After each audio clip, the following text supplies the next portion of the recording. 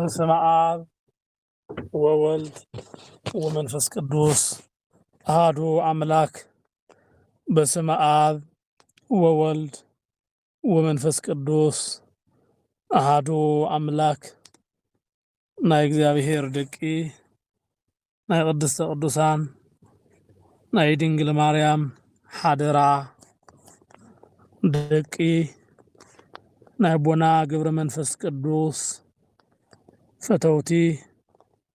ኣብ መላእ ዓለም ዘለኻትኩም ክቡራትን ፍትዋትን ናይ እግዚአብሔር ደቂ ሰላም እግዚአብሔር ምስ ኩላትና ይኹን። ከመይ ውዒላትኩም? ከመይ ቀኒኻትኩም? አሜን። እግዚአብሔር አምላኽና ሽሙ ዝኸበረን ዝተመስገነን ይኹነልና። ከም ፈቃድ አምላኽና ከም እግዚአብሔር ሎማዓንቲ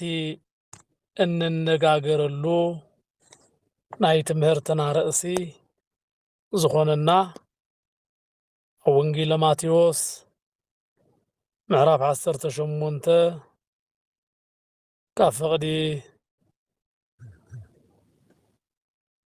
21 ዘሎ ቃል እዩ ክኸውን። ሓወይ እንተበደለንስ ክንደይ ሳዕ ክሓድገሉ ብዝብል ክኾን እዩ። መሰረታዊ መልዕሊ ሓሳቡ ንዝበድለካ ሰብ ዝግበር ይቕርታ ኢልና ክንወስዶ ንኽእል ኢና። ንዝበድለካ ሰብ ምሕረት ምግባር ሓውኻ እንተበድለካ ኺድ ንስኻን ንሱን ኣበይንኻ ኣበይንኹም ግንሓዮ እንተሰምዓካ ንሓውኻ ረባሕኻዮ ዝብል ሓሳብን ተዓንቶ ዘለዓልናዮ ሓሳብን ጣምራ ዘለዎም ሓሳባት ጌርና ግን ሓውኻ እንተበድልካ ሰብ እንተበድልካ ንዝበድልካ ሰብ እንታይ ኢኻ ክትገብረሉ እንታይ ክትገብረሉ ዝግባእ ዝብል ሓሳብ ክንነጋገር ኢና። ስለቲ ዛዕባ ዝበድልና ሰብ እንታይ ክንገብር ከም ዝግባአና ኣቐዲሙ ኣምላኽና እግዚአብሔር መንገዲ ሂወት ክርስትና ጀሚሩ ክህበና ከሎ መስሪቱ ክህበና ከሎ ምስቶም ዝበደሉና ሰባት እውን ክንነብረሉ እንኽእል መምርሒ ሂቡና እዩ። እዚ መምርሒ እዚ ኣብ ዓለም ዘሎና ኩላትና ብክርስቶስ ክርስቲያን ዝተባሃልና መንገዲ ሂወት ስለዝኾነ በቲ እግዚአብሔር ዝሃበና መምርሒ ክንኸይድ እግዚአብሔር ይእዝዘና ኣሎ። እቲ ናይ እግዚአብሔር ኣምላኽና ትእዛዝ እውን ንዝበድለኩም ሰብ እንታይ ክትገብሩ ይግባአኩም ዝብል ምክሪ ሓሳብ ዘለዎ ቃል ጀሚሩ ይነግረና ኣሎ። ስለቲ ዝበድለካ ሰብ እንታይ ምግባር እንታይ ምፍጻም ከም ዝግባእ እዩ መጽሓፍ ዝነግረና ዘሎ። ኣቐዲሙ ኣብ ወንጌል ማቴዎስ ምዕራፍ 18 ካብ ፍቕዲ 15 ጀሚርና ክንርኢ ከለና ንስኻን እቲ ዝበድለካን ኮይንኹም ክልቴኹም ተወቃቐሱ ይብል። ክርስቶስ ኣምላኽና ቀዲሙ ዝተበደለ ሰብ ምስ ዝበደሎ ገጽ ንገጽ እንዳተረኣዩ ክነጋገሩ ክወቃቐሱ ከም ዝግብኦም ይነግር ኣሎ። ሓውኻ እንተበዲልካ ከይድኻ ንስኻን ንሱን በይነኻትኩም ኮይንኩም ዓዶ እንተሰማዓካ ንሓውኻ ናትካ ገበርካዮ ይብል። እዚ ቃል እዚ ክርስቶስ ኣምላኽና ኣቐዲሙ ኣብ ኦሪት ዘሌዋውያን ንሓውኻ ብልብኻ ይትጽልኣዮ بمخنيات بدل بصايكا حاطيات كيخونكا قسصو زبل ناي أملاخ قال تقميطو علو حوها بدلوكا حفتخي بدلاتكي انت خوينا كنسألهم يبلنا كنسألهم يبلنا حوها قبل كله بمصحف قدوس أنغاغرا بمصحف قدوس أصواوعا ማንኛውም ሰው ወይ ከዓ ማንም ዝኾነ አካል ወድ ሰብ ዝተባሃለ ሁሉ እዩ ሓው ሓቲ እንዳተባሃለ ዝጽዋዕ ስለዚህ ንሓውኻ ብልብኻ ይትጽላኣዮ ይብል ዝተበደለ ሰብ ነቲ ዝበደሎ ሰብ ከይጸልእ ምእንታን እዩ መምርሒ ዝህበና ዘሎ ዝበደለ ሰብ ይግብኦ እዩ ዕርቂ ክሓትት ነቲ ዝበደሎ በዲለካ እየኽብል ይግብኦ እዩ بمصحف قدوس هيوت جين اتزتبدل سب نحاو خيدو نمنتاي كم زبدلون كم زطفونون عاب قدميو خيدو كنغرو نبيت كريستيان نخالوت زغبؤم اكالاتن خيدو كم ملاخت كناغر كم زغبؤ ينغرنا لببلو زتبدل سب سبدلن إلو مستسب قيم خحز كله مس እግዚአብሔር ይጽየም ዘሎ አብዮትና ብዝገበሩልና ግፍዒ ብዘምጽኡልና መከራ ብዝገበሩልና ጥፍአት ንሰባት ክንቅየም ከሎና ምስ እግዚአብሔርና በቀጥታ ንባአስ ዘለና ምናልባት ንሕና ኣብ ምድሪ ተመጣጣኒ ስጉምቲ ኢልና ክንጽውዖ ንኽእል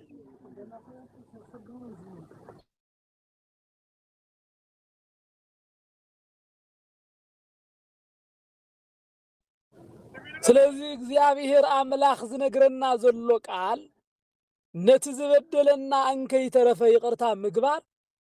ክርስቲያናዊ ጠባይ ክርስቶሳዊ መልክዕ ከም ዝኾነ ይነግረና ንሐውሃ ብልብኻ ኣይትጽላኣዮ ተባሂሉ ኣብ ዘሌዋውያን ምዕራፍ 19 ከፍቅድ 17 ዝተሓፈውን ብምኽንያት በደል ብጻይካ ኃጢአት ከይኾነካ ንሐው ዝጸልእ ኃጢአተኛ እዩ بدل زجبر حاتياتنا أيو نيجزيابير زي إزاز حاتياتنا بدلنا نيجو سلازم نبصايك هاويك عن حوخا سلازم صلاخا مس إجزيابير يخاطب باس الله خايب مس منينا نباس زلنا مس إجزيابيرنا نباس زلنا مس إجزيابير أملاخ نخي نباس مأنتان زنقرنا زلوك عليو سبنا حوويك ع سبنا حتى خيفتو ኣብ ቅድሚና ዘለው ሰባት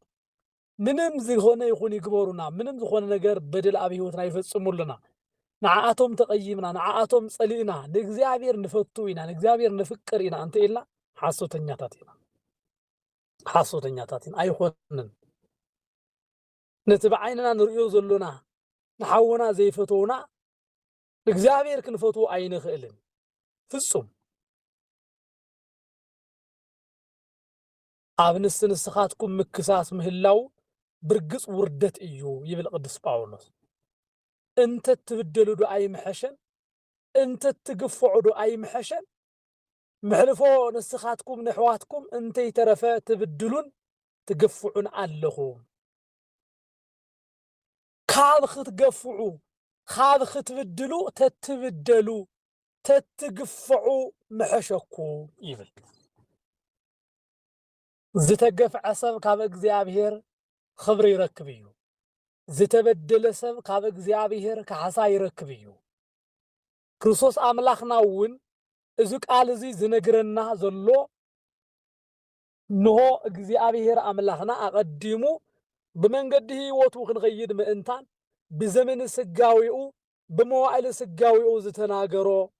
ቃል ዝመሃሮ ህይወት እዩ ሓውኻ انت بديلك ፍጹም ይቅርታ ምግባር ፍጹም ይቅረ ምባል ከምዝ ግባእ ተናጊሩና እዩ እዚ ከዓ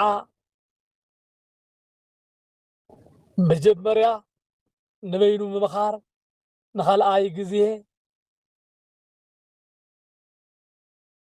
كلتا ويكع سلسة سبات خوينخا ممخار نزياتهم انكوا تزي سميعو أبك أدمي مؤمنان أبك أدمي بيت كريستيان بمسكرنت اتبدلو بزي مؤمنو كمون بقنعنا من قد እግዚአብሔር كخد بزي مدلايو مخوانو أبتا بيت كريستيان أبتا هوارياويت غبايه بهوارياتن بكريستوسن أبز آمنو قدمي مؤمنان أسمسكرنا فرد كاب እግዚአብሔር قبل مقبار كم زقبأنا الأنبر بعلتنا تبدلنا خونا بدلنا خنطف كم زي قبأنا ينقرنا قالو زقال زي نحوخا مبدال كيكونس بحوخا مبدال بدلنياتات خويننا كيكونس زتبدلنا خويننا نقرتا زتخفته هلينا زتخفته بركلونا كم زقبأ أيو زنقرنا زلو نحوخا مبدال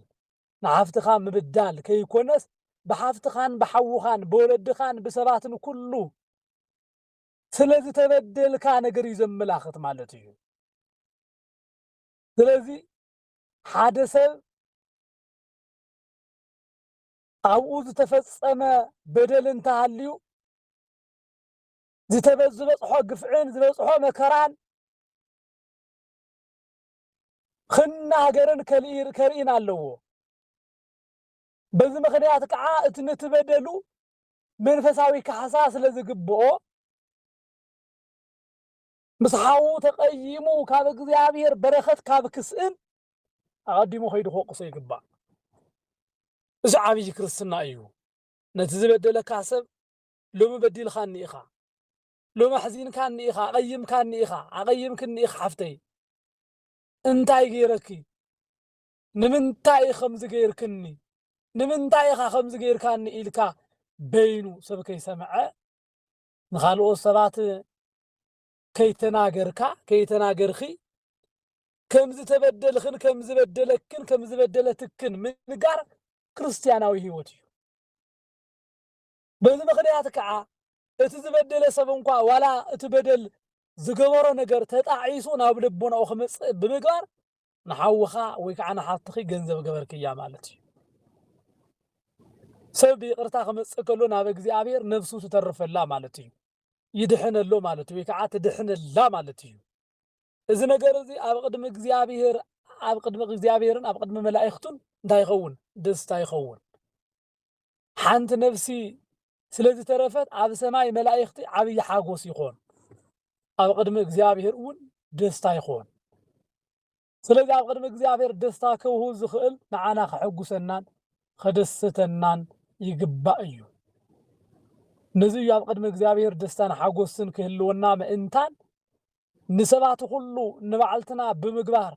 نبعلتنا تጠቀምቲ ንግዚአብሔር ጠቀምቲ ነቶም ሰባት ውን ጠቀምቲ ክንኾን ዝነግረና ዘሎ ስለዚህ ዝተበደለ ሰብ በእግዚአብሔር መንፈስ ክሕጎስ ምእንታን መንፈሳዊ ሓገዝ ክርክብ ምእንታን እቲ ዝመኸርናዮ ምኽሪ እቲ ዝሃብናዮ معدا حونا ويكا حتنا تسميعا نتحونا ويكا نتحتنا تقيمنا يعلنا انت سميعكا نحوخا تقيمكايو انت زي سميعكا انكوا نخلت ويكا نحاد مسكر غيركا وقصو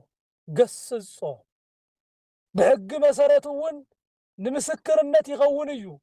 نزياتهم انت زي سميعون بيت كريستيان نقرا نمؤمنان حبرت نقروم إخا ناي بيت كريستيان ناي مؤمنان وقصان مخرن أي سمعين انت إلو قرب شما قل أي سمعين انت إلو كم أرماناوي كم مصبحاوي يخون الكا مخرياتو نحوز بدله እግዚአብሔር كم زبدله خفلت يقبو كم أرماوي كم مصبحاوي يفعل مالته خان انت أيو تتباهيلو እግዚአብሔር ዝተጣለ ዕርቂ ዝጸልአ ዝጋው ደሙ خبق አይخل ካብ ስጋውን ደሙን ይካልኸለ ማለት እዩ ካብታና ይዘላለም ድህነት በር እግዚአብሔር ትኸፍት ስጋ አምላኽን ደም አምላኽን ይርሐቅ ማለት እዩ በምን ሕዋትና ወቂስና ንሕዋትና ጸሊእና ምስ እግዚአብሔር ፍቅሪ ኢና ኢልና ንሓሱ ሰባት ግን ፍጹም ኣብ ጌጋ መንገዲ ከም ዝኾንና ክንፈልጥ ይግባአና እንኳ አይበደልና እንኳ አይበደልኩም ዝበደልኩም እንተሊኹም ግን ወይለኹም ዝተበደለ ሰብ ካብ እግዚአብሔር ካሕሳ ክረክብ እዩ እቲ ዝበደለ ሰብ ግን መን ኣብ ጥቃኡ ክኾን ይኽእል ብዓለም ሰብ ተጸሊኡ ብእግዚአብሔር እውን ተጸሊኡ ምዕረፊ ዘይብሉ بمكرا عالم نيرو بمكرا زمن زود مالتيو أبز عالم زي أنكرلو كم قايل تقبز باز خوينو زنبر أب سماي فرد እግዚአብሔር ون أب جهنم زورد خوينو بمنبارو كم أول زبالة زحزن سبيل أبز عالم زي أن حزن سبات خويننا خين نبر እግዚአብሔር ቃል سمعنا بقالو إن نبر سبات كن خوني كبعنا زبدلنا سبات أب እግዚአብሔር أملاخنا نملس زتبدلنا سبات ون كورينا كابتوم زبدلنا بزي منم نققر خنرحق يبلنان خنقروم يقبعنا خنلمنولوم يقبعنا خمون تغيرنا إنا نግዚአብሔር أملاخنا زمسلنا مبر أرماناويان ويكعاتهم مصبحاويان ويكعا بእግዚአብሔር መንገዱ ዘይخدو نتوم زصلؤوم يصلؤ يوم نتوم زفوتوومن زفقروومن كعا يفقرو يوم نحنا كماتهم نقبر تخويننا بمنتاينا نفل كاباتاتهم نفللو منقدي بمنتايو نحنا اسكاباتهم زحشنا اينا تباهلنا نصوعلو بيناي منقد ايو منم يبلو لو متبدلنا حازنا كابلبنا زي وصا سباتكو بزحاتينا نعيدو زي قباني أنا نعا خندز غيره نص نعو خندز غيرلو خند تسناي زغبر كله قبر اكو يفدي لي قالو إلنا بحزنن بقيم بقالن زلونا خلاتنا እግዚአብሔር ክንምልስ ቃሉ ይነግረና አሉ ነው መጀመርታ ነብይንትና ወሲድና ነጊርና በድልኻንኩ ኢኻ በድልኽንኩ ኢኺ ንምንታይ እቲ ዝበደልካኒ በደል እቲ ዝገበርክኒ ግብሪ ተሰሚዕንን ሓዚነን እየ ስለ እግዚአብሔር ግን ይቅረ ኢለይ ኢልና ክነውርድ ይግባአና እቲ እግዚአብሔር ዓብይ ሕማቅ ነገር ግን بدلو كعرق زي خيل سلات زقبرو بدلون تخكلنينتو مرقاقص خيب زدلي سب نسو كاب أريوس نسو كاب ديابلوس وغنيو بصحتتو زي أمن بورقاتو تنسعي زي من نسبيو كلتن ثلثتن كلتن حدن غيرخا مخيرخا يو زي يسمع أحرق نبي كريستيان غيرخا قدفو يبل أزو سبزي نبيت كريستيان مؤمنان نجرو كله تجلسوا تجرون أجمون سب سمعوه كابش ما قله زوجة كابش مقلنا زرحقة سبقين إخزابيرون أي يقبلون سقاو دمو قبل أي يقبلون كاب سقاو دمو يكلخن كاب سقاو دمو تتخلق يلوخ عاكم عارماوين كم مصبحون كون يقبلون زي أب قدوس يوحنس كم زبل قال تصحيفو قالو قدما يوحنس ملأختي زنقرنا قال خمز خبليو معرف 4 كفقر عيس كفقر عسرا خمزي بلنا نتزرعيو حاوز يفكرس نتزرعيو እግዚአብሔር كفكر አይካሎን يمو نحاو እናጸለን እግዚአብሔር አፍቅር እየ ዝብል እንተሃልዩ ንሱ ሐሳው እዩ تعسوغا نحسوتا بود يابلوسيو ازي እግዚአብሔር ዘይራአዮ ፍቅር አለኹ ናአምላኸ ይፈቱ አለኹ በፍጹም ኃይለይ በፍጹም ነፍሰይ እንዳበለ ነገር ግን በቃሉ ዘይነብር ንሐውዝ ጸል አብጥቃውን ዘሎ ካብዝ በልዖ ዘይብልዕ ካብዝ ሰትዮ ዘይሰቲ ካብዝ خدኖ ዘይخدን ازي እግዚአብሔር ኮና ይግቦን ሐሱተኛ እዩ حسوت أبوه عاد ديابلوس يو سلذي نباي أيكونن ناب ديابلوس دا أمبر نمنقص أيكونن نجهنم دا أمبر يبل له إخزابير اتخاوز تقبلنا يوت إزات እትን እግዚአብሔር ዘፍቅር ንሓው ድማ የፍቅሮ ዝብል እዩ ንሓው የፍቅር እግዚአብሔር ዘፍቅር ነቲ ዝበደሎ ኣይጸልእን ክርስቶስ አምላኽና ኣብ መስቀል ዝሰቀልዎም ምሕረት ዝለመነሎም ምሕረት ዝገበረሎም ንምንታይ እዩ ፍቅሪ መግለጽ ኣስካዕ ስለልኾነ እዩ ንእግዚአብሔር ዘፍቅር ሰብ ኣብ ዓለም ዝጸልኦ ሰብ የለን ነቶም በመከራ የሳድድዎም ዝነበሩ ሁሉ መንገዲ ህይወት ይምህሩ ዝነበሩ ሐዋርያት መሰኻኽራት እዮም ክርስቶስ አምላኽና ከዓ ፍቅሪ ኣብ ዘለዋ ስፍራ ሁሉ ከም ዝርከብ ገሊጹልና እዩ ነገር ግን ነቲ ዝበደሎ ሰብ ይቅርታ ናይ ምባል ዓቅሚ ዘይብሉ ሰብ ንሱ ንእግዚአብሔር ክሆን ኣይኽእልን እዞም ሰለስተ እዚኣቶም ንበይንኻ ኸይድኻ መኸሮም ክልተን ሓደን ገይርካ መኸሮ ካብኡ ከዓ ንቤተ ክርስቲያን ንገራ ዝብል ቃል መጽሓፍ ትርጓሜና ከም ዝኽብል ይገልጾ ትናይ መጀመርታ ሰለስተ ዝተባሃሉ ንጽሃ ስጋ ብንጽሃ ስጋ ዝነብሩ ግዙፋን ዝኾኑ ፍጥረታት ማለት እዚኣቶም ዝተፈላለዩ ዓላማት ኮይኖም ከም ዝነብሩ ብምስላ ኤልሳ ዝተነገሩ እዮም ንጽሃ ነፍሲ ዝተባሃሉ እዚኣቶም ከዓ ረቂቃን ፍጥረታት ኮይኖም ንፋስን መንፈስን ፀሓይ ክመላለስ ምስጋና መላእክቲ ከይቋረጽ ዝርእዩ እዮም ንጽሃ ልቦና ዘለዎም ካብ ንጽሃ ልቦና ክበጽሑ ከለው ብሰማይ ዘለው ፀሓይን ከዋኽብትን ሁሉ ብምርኣይ ዝበቕዑ እዮም ልባቸው ንጹሃን ብምግባር ንእግዚአብሔር ዝርእዩ ሰባት እዮም እዚኣቶም ኣብዚኣቶም ሰለስተ ዝበሎም ነገራት እግዚአብሔር ኣብዞም ንጽሃ ነገር ዘለዎም ንጽሃ ስጋ ንጽሃ ልቡና ንጽሃ ነፍሲ ዘለዎም ሰባት ምዚኣቶም ኣብ እትእከቡሉ እግዚአብሔር አምላኽና ምሳቶም ሁሉ ጊዜ ክኾን ኢሉ ብሽሙ ስለዝተሰብሰቡ አባቶም ይርከብ ኢሉ እግዚአብሔር ነጊሩና እዩ ንዚ ቃል እዚ ሐዋርያ ቅዱስ ጳውሎስ ንዝበደለኒ ሐዋርያ ቅዱስ ጴጥሮስ ንዝበደለኒ ሓወይ ክንደይ ጊዜ ይቅረኽ ብለሉ ይኽእል ኢልዎ ካብቶም 12 ሐዋርያት ሓደ ዝኾነ ቅዱስ ጴጥሮስ ሓወይ እንተበዲልኒ ብሓንቲ መዓልቲ ክንደይ ጊዜ ይቅረኽ ብሎ ክብል ሓቲትዎ بحنت معلتي بمعلتي شوعت جزء أنت بدلن كأقوى تتعيس الله إندابل أنت مسيون كأ بتبدلن يا خوينا عند هاللوها يقرب اللخبل نجيرو أيو اسكع شوعت جزء ده يقرأ خبله خبل بيترس كحتت كله اسكع 7 جزء شوعت خبل نجيرو الله 409 مالتيو ኣብ ዘመንና ይኮነና መዓልቲ ኣብ ዕድሜና እንኳን ክንድዝ ኣክል በደል ክንበድል ኣይንኽእልን ግን ኣብ መዓልቲ እንኳን 409 ገለ በደል እንተበድልና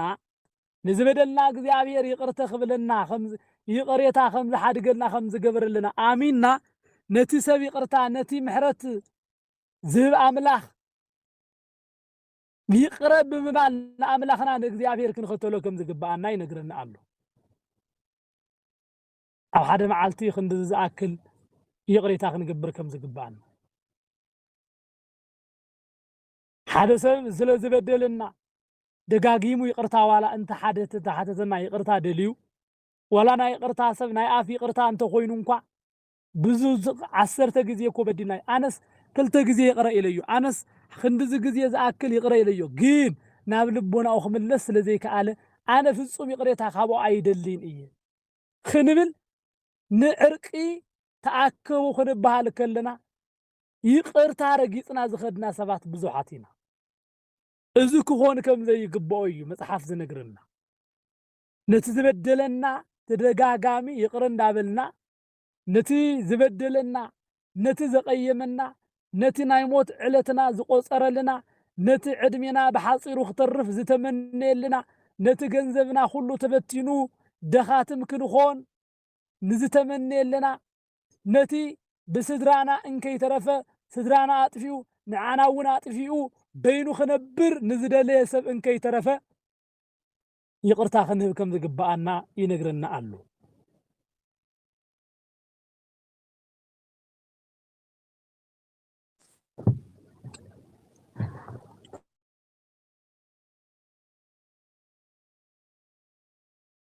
በዚ ምክንያት ሰብ ሁሉ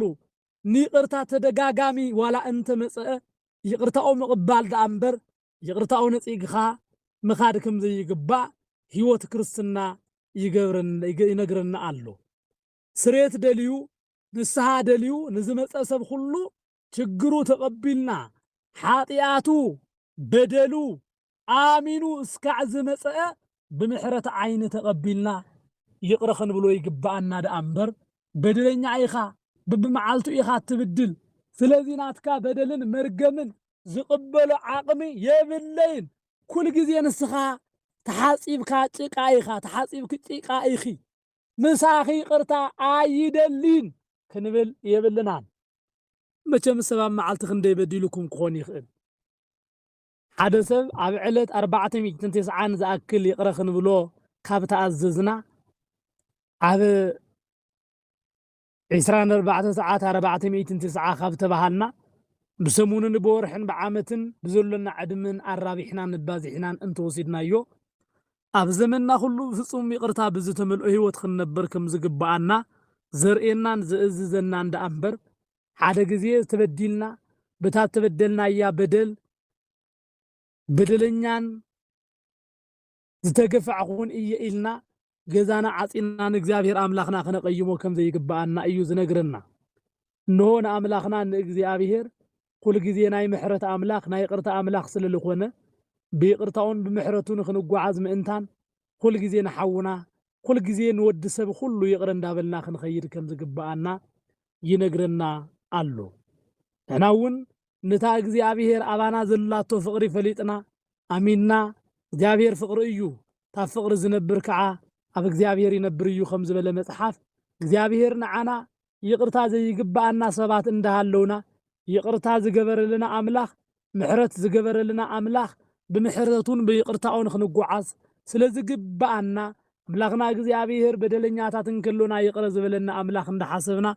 أفزمنا نبيه وتنا نخلو نسبات خلو بيقرتا من قدي ندات ملالسنا نيقرتا سبات كنخون يجب بأننا زي أبيهر حاتياتنا بدلنا رؤيو كيطفأنا كابو عالم كاب حادر نحنا نزبدلنا يقرم بال انتهي زخبد نجر اللوو يبلون نرأسهم تتنققوا حوهان تبدلكا قسسو انت تناسح حدا قلو اما عتشو عتش عن تبدلكا تناسيحين دابلون اما عالتشو عتش عن باخا انت تملسه يقرب للو خبل املاخنا اكزابيهر نجيرونا ايو اتو محواتي حدا سب اب حاتيات انت ترخبه منفساويان زخونكم نسخاتكم نزو خبز زبلسه بلوهات منفس ملسوو نسخاون كمو كيتفتن نبعلخا تطنقق يبل مصحف كل جزيه نحواتنا እግዚአብሔርና መንገድ خملسوم خنلمنلوم يغبانا دامبر نابت زطفو بدل مليسوم خطفو خنمليلوم يبلنا حدا كابناي حق تمرت تغاغيو ناب خالق عالم كيدو ندنگل ماريام صريفو نግዚአብሔር አምላኹ ንዒቁን ተኸደንኳ እግዚአብሔርና ምሕረት ይቅርታ መንገድ خملسو ንልምነሉ ደአምበር ሓንቲ ክፉ ቃል ከንዛረብ አይግባአና ሐዋርያት ካብ ዝገርሙን ነገር ንጎይታኦም ኢየሱስ ክርስቶስ አሕሊፉ ስለዛሃበ ይሁዳ ወላሓንቲ ነገር ክናገሩ ከለው አይንሰምዕን ይገርም እግዚአብሔር ብክፉ መንገድ ኸይዱ ይሁዳ ስለዝወደቀ በትዝወደቀ ከይመካሑ ግን መጽሐፍ እንታይ ይብልና እንሆ እቶም ዝወደቁ ሪኢኹም አባቶም ከይትመካሑ ኢኹም ሓደራ ሓደ ሰባ ኃጢአት እንተ ተረኽበ መንፈሳውያን ዝኾንኩም ንስኻትኩም ነዚ ከምዚ ዝበለሰብ بلوهات منفس ملسوو نسخاون كمو خيتفتن نبعلخا تطنقق عفتم فتنا زبصحوم نغرات سبات كله امريروم كزاربو كلو عينرئين እግዚአብሔር ናብታ ዝቀደመት ምሕረት መንገድ ከምጾም ግን አብዚሖም ይልምኑ እዮም ሐዋርያት ባር ንስኻትኩም ወን ነፍስ ወከፍኩም ንሓብ ካብ ልቡ በደሉ እንተ ዘይሓዲ ይግሉ ሰማያዊ አቦኹም ወን ከምኡ ክገብረኩም እዩ ሎሚ መንኻ መንኺ ዝተበደልኪ ሎሚ ዝተበደልና ሰባት ኩላትና መንገድ ቅዱሳን ቦታትና من قد እግዚአብሔር አምላኽና ክንጓዓዝ ምእንታን ነቶም ዝበደሉና ነቶም ዘቀየሙና ነቶም በኃጢአት መንገዲ ክንጓዓዝ ዝገበሩና እቲ ዝሓዝናዮ ሁሉ በባዶ ኢድና ክንኸውን ዝገበሩና ነብስናን ህይወትናን እንከይተረፈ በብዙሕ ናይ ጥፋት መንገዲ ህይወትና ክነጥቁ ዝተመነዩ ሰባት እንከይተረፉ ነዚአቶም ኩሉ ብምሕረት መንገዲ ኸይድና ይቅረ ክንብሎም ይግባአና እዚ ብምግባር ኢና ሐቀኛ ናይ እግዚአብሔር ደቂ ምዃንና ከምኡውን እቲ ሰማያዊ አቦና ደቁ ተባሂልና ክንጽዋዕ ምእንታን ካብ ልቢ ነቶም ዝበደሉና በደሎም ኩሉ ክንሓድገሎም ይግባአና ነተኽፉኡ ደኣ ብሰናይ ጌርኻ ሰዓሮ እምበር ብኽፉእ ኣይትሰዓሮ ስለ ዝተባሃለ ነቲ ክፉእ ነገር ሁሉ ቢቅርታ መሊስና ነቶም ክፉኣት ሁሉ ክርስቶስ አምላኽና ምሕረት ከም ዝገበረሎም ንሕና እውን ናይ ክርስቶስ ደቂ ስለ ዝኾንና ብኽፉእ ምኽሪ ንዝመኽሩልና ሞትና ንዝምነይሉና ጥፍኣትና ንዝምነይሉና ናይ ሞት መጽዋዕቲ ኣብ ቅድሜና ንዝገብሩልና ክንልምነሎም ይግባአና ናይ ቅዱሳን ቦታትና መንገዲ ክንኸይድ ምእንታን ዓስቢ ቅዱሳን ቦታትና ክንረክብ ምእንታን ፍረ ጻድቆም ህይወት እያ ከም ዝተባሃለ ንነፍስና ሁሉ ዝኾነና ጥበብ እዩ እሞ እዛ እግዚአብሔር አምላኽና ዝመኸረናን ዝመሃረናን ጥበብ ብምኽታል ነቶም ኃጢአተኛታትን ነቶም በደለኛታትን ነቶም ኣብ ህይወትና ዓብይ በደል ዘምጽኦን እንከይተረፈ ሁሉ በደሎም ክንሓድገሎም ይግባአና ዝተበደልና ሰባት እንኳዕ ተበደልና ዝበደልና ሰባት ወይለና ስለ ዝተበደልና ደስ ይበለና እግዚአብሔር ስለ ዝክሕሰና ዝበደልና ሰባት ግን ወይለና እግዚአብሔር ስለ ዝቀጽዓና ኣብ ልዕሌና ፍርዱ ስለ ዘምጽእ ነታሱ ዘምጽአ መቅሰፍትን መከራን ክንጻወራ ስለ ዘይንኽእል ወይለና ዝተበደሉ ሐዋርያት ሎሚ ዝተበደሉ ጻድቃን ሎሚ ኣብ ሕቁፍ እግዚአብሔር እዮም ነቶም ንቤተ ክርስቲያን ሽሕ ግዜ ዘንበዕዋ ግን ኣብ ሲኦልን ኣብ መከራን እዮም ኣሽማቶም እስካብ ሕዚ ይርገመሎ በዓል ሰማዕት ቅዱስ ጊዮርጊስ ዘሳቀዩ ሰባት ሎሚ እውን እቶም ነገስታት ሽሞም ብኽፉእ ተላዒሉ ይርገሙ ኣለው እቶም መከራ ዝተቀበሉ እቶም ዝተበደሉ እቶም ግፍዒ ዝተጻወሩ ግን ሎሚ ካባቶም ሓሊፎም ንዓና ኣማለድቲ ኮይኖም ሽሞም ጸዊዕና ብእግዚአብሔር አምላኽና ንምካሕ ኣለና ነቦና ገብረ መንፈስ ቅዱስ እግዚአብሔር ንጽድቂ ንሐቀኝነትን ስለ ዘብቅዖም እቲ ሁሉ ናይ ዓለም መከራ ኣብ ዓለም ዝበደልዎም ሰባት ጠፊኦም ኣይኮነን ኣብ ዓለም ብብዙሕ መከራ ኣይተምህሩ እንዳበሉ ቃል አምላኽ ኣይትናገሩ እንዳበሉ መንገዲ ህይወት ኣይትከታተሉ እንዳበሉ በብዙሕ መንገዲ ዲያብሎስ ፈቲንዎም እቲ ፈተና ብዓወት ስለ ዝዛዘሙ ዝበደልዎም ሁሉ ይቅረ ኢሎም ሎሚ ብስሞም ናይ ቃል ኪዳን ታቦት ተቀሪጹ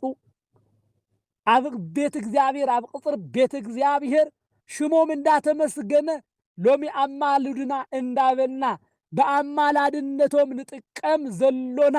ዝበደልዎም ሰባት ጠፊኦም ተሪፎም ዘይበደልዎም ሰባት እንከይሃለው ተሪፎም ከይኾነስ ነቶም ዝበደልዎም ሁሉ ይቅርታን ምሕረትን ለሚኖም ፍጹም መንገዲ አምላኾም እግዚአብሔር ስለ ዝተኸተሉ እግዚአብሔር ከዓ ናይ ክብሪ ሽልማት አክሊል ስለ ዝሃቦም ኢና ሎሚ ነኽብሮም ዘሎና ካብ እግዚአብሔር አምላኽና ናይ ክብሪ ሽልማት አክሊል ክንደፍእ ምእንታን ክንረክብ ምእንታን ሎሚ ብምሕረት ጎዳና እግዚአብሔር ክንጓዓዝ ይግባአና ንዝበደሉና ሁሉ በደሎም ሓዲግና እንሆ እግዚአብሔር በደልና ሁሉ ርእዩ ካሕሳ ዝህበና አምላኽ ምዃኑ ፈሊጥና ተገንዚብና ነቶም ዝበደሉና ሁሉ መንገዲ ህይወት እግዚአብሔር ክህቦም እንዳለመና ኣብዛ ተሓልፈን እትተርፍን ዓለም ዘላትና ጊዜ ዝተበደልናዮ በደል ሁሉ ዝበጽሓና ግፍዒ ሁሉ እግዚአብሔር አምላኽና ነጊርና በአምላኽና በእግዚአብሔር ተመኪሕና በትንሱ ዝሃበና ሰላም መንገዲ እታ ዘላትና ጊዜ ተጠቂምና ነቶም ዝበደሉና ይቅረ ኢልና ነቶም ዝበደልናዮምማ ብዕጽፊ ካሕሳ ሂብና